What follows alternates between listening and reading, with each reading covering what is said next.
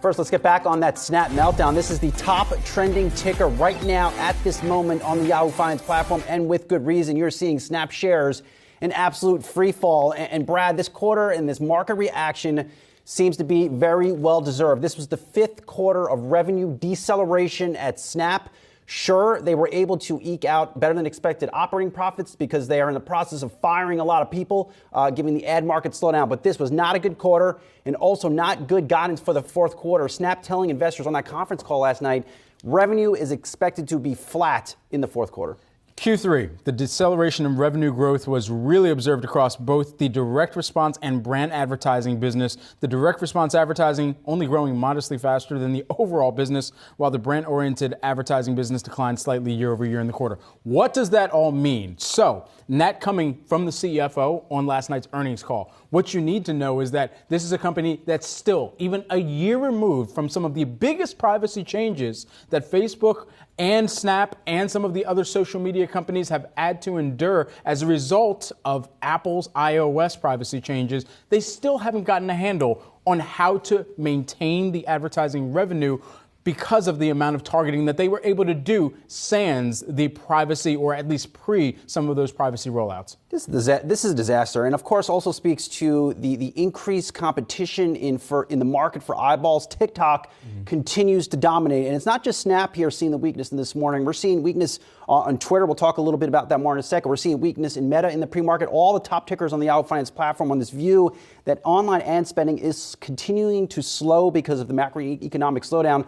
But look, this is also not being discussed enough, but I think it should be, is the lack of execution by founder and CEO Evan Spiegel. This has continued to be an issue at this company. Here is someone that invested too aggressively into the market downturn, and now the executives that are still at this company, they're all paying the price. And of course, investors and employees that are still there, that have not gotten laid off, that own options in them, are getting really just hit over the head here today. Snap, when they went public back in 2017, there was a larger question of how long you would see Evan Spiegel still at the helm of this company. And there was a Harvard Business Review, which I've cited before, that has shown 3 years is probably the optimal period of time for a founder CEO to still be in place at a company after or around the time of their IPO, because then you look at what the actual return to shareholders is thereafter, and it declines precipitously. And so that is a larger question of where there will be some type of overhaul, perhaps,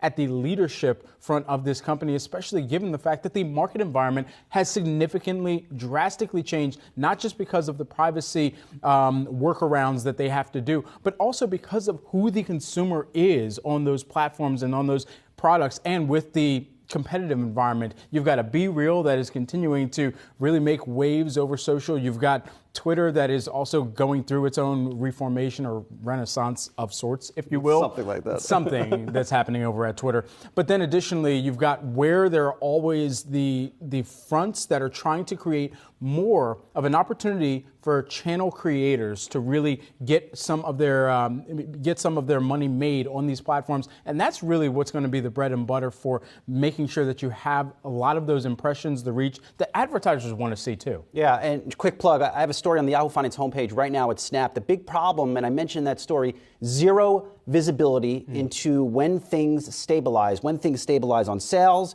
profits. Are we sitting here from 3 months from now talking about the same thing? The street says yes, probably.